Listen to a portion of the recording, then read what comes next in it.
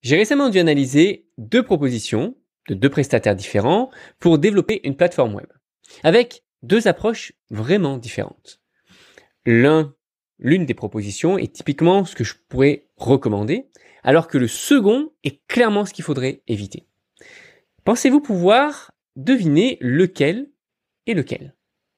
Dans cet épisode, je vais justement vous expliquer de quel type de fournisseur de développement logiciel vous devez absolument vous tenir à l'écart, éviter, lorsqu'on construit un projet de start-up.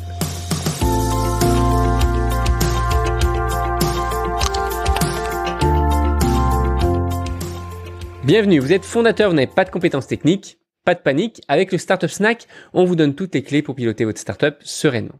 Et c'est disponible sur YouTube et sur podcast. Je m'appelle Amaury, je suis fondateur de MyCTOFriend et depuis 2013, j'ai accompagné des centaines de startups en tant que CTO. Et pour un des projets que je coach, j'ai récemment dû évaluer du coup deux propositions de devis de plateforme web pour développer une plateforme web. Alors les deux étaient très professionnels, les agences qui ont postulé pour ce projet-là on a eu un bon contact, tout s'est très bien passé, mais l'approche est clairement différente.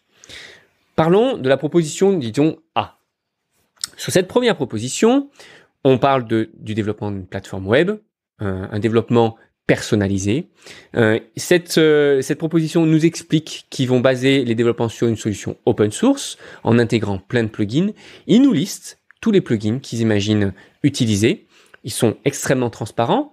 Ils expliquent également avec beaucoup de détails comment ils vont faire l'ensemble de la proposition, les outils, comment ça va se connecter, etc., etc.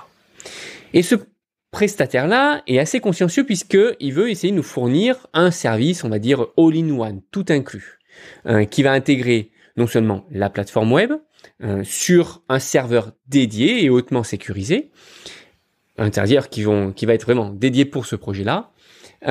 Ensuite, ils vont nous fournir également une stratégie d'acquisition avec une analyse SEO, avec un accompagnement sur la publicité payante et également sur le trafic organique avec l'écriture d'articles avec des mots-clés spécifiques. Voilà.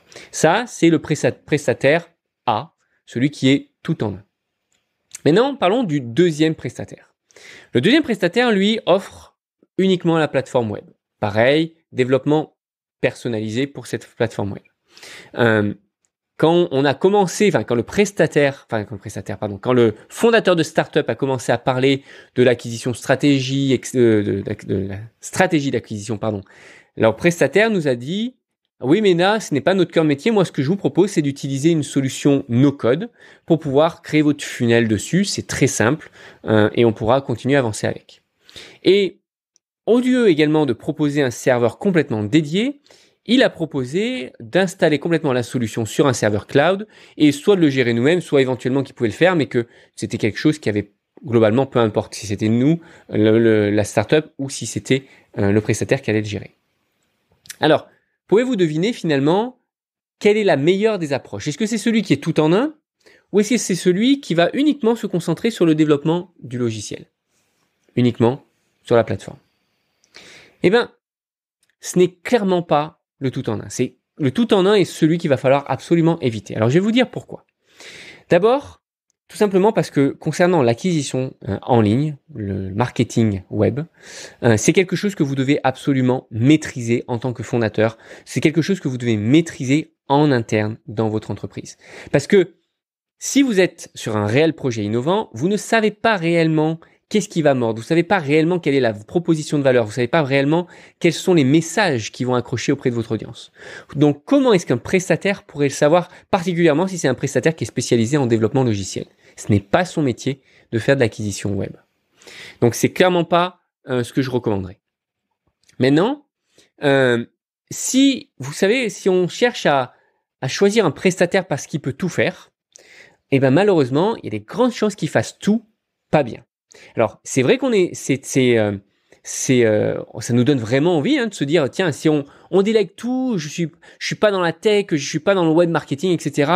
Je m'en soucie pas, je fais confiance à ce prestataire-là et moi, je me concentre uniquement sur ma relation avec mon utilisateur. Mais en fait, ça ne va pas marcher. Pourquoi? Déjà parce que vous mettez dans une situation de haut risque. Parce que si jamais la relation avec ce prestataire-là vient à se complexifier ou même à devenir un peu tendu, vous prenez le risque de potentiellement tout perdre. De votre serveur, de votre logiciel, votre plateforme, de votre stratégie d'acquisition, vous pourriez potentiellement tout perdre. Et j'ai fait énormément d'audits de startups dans ces situations-là et croyez-moi, c'est vraiment, vraiment, vraiment compliqué. Donc finalement, le type de prestataire avec qui vous allez vouloir travailler, ça ressemble à quoi? C'est un prestataire qui va être expert dans une ou deux technologies maximum. Pourquoi? Tout simplement parce qu'un prestataire qui va faire du WordPress, du PHP, du Node, du Drupal, du Ruby on Rails, du Python ou peut-être même de l'algorithme IA, c'est un prestataire qui soit il offre tout, c'est-à-dire qu'il est potentiellement nul en tout, ou alors qui l'outsource, qui va ensuite chercher un prestataire pour prendre sa marge et vendre ce qu'il vous a vendu, ou alors tout simplement qui va chercher à apprendre sur le tas en se disant on verra bien, ce qui compte c'est que je rentre ce deal, je rentre ce client. Clairement, ce n'est absolument pas le type de prestataire avec qui il faut travailler. Non, le prestataire avec qui vous voulez travailler, c'est un prestataire qui est motivé non pas par simplement vous vendre le maximum de services ou vous soutirer le maximum d'argent, j'ai envie de vous dire, mais uniquement par faire ce sur quoi il est le meilleur. Et c'est aussi le prestataire qui va vous dire clairement quelles sont ses propres limites. Ça, je suis expert, je peux vous développer cette plateforme web dans tel langage parce que c'est mon cœur de métier. Si vous me le demandez dans un autre langage, je ne sais pas faire.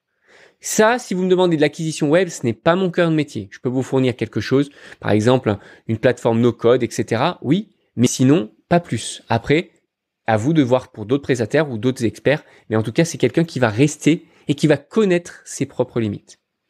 Et c'est aussi quelqu'un qui va vous proposer moins de technologie, moins de langage, qui va rendre les choses plus simples et qui va aussi vous accompagner sur une potentielle et même future, je l'espère pour vous, internalisation de vos développeurs, de développement.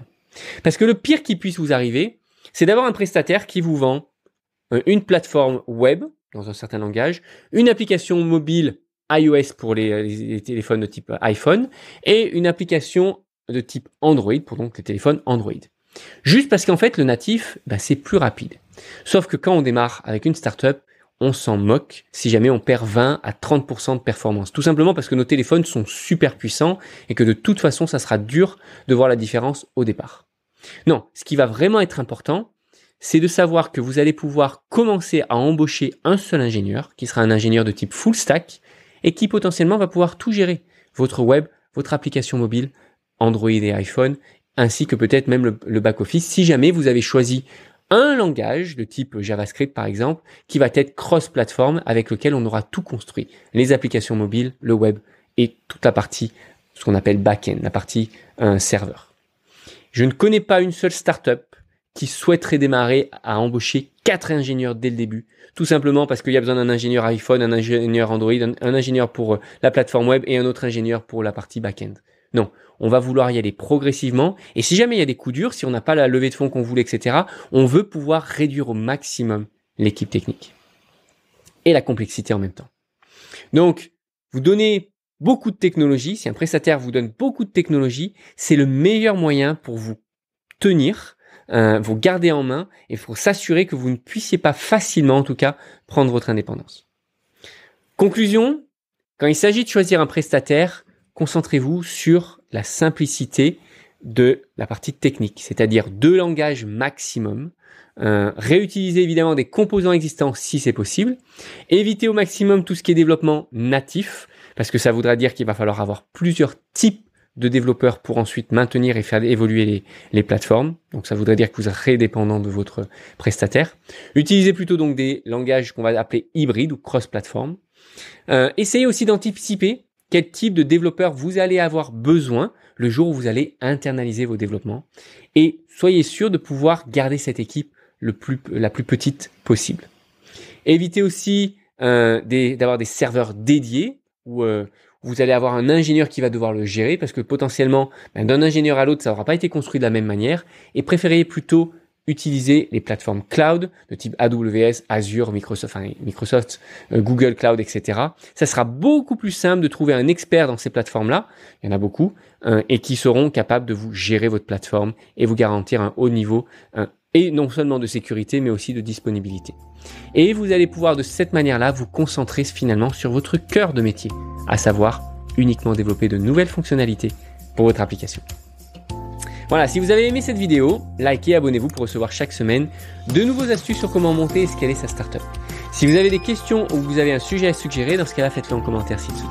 Et si vous voulez en savoir plus sur notre programme dédié aux startups sans CTO, rendez-vous sur myctofriend.co. À très bientôt.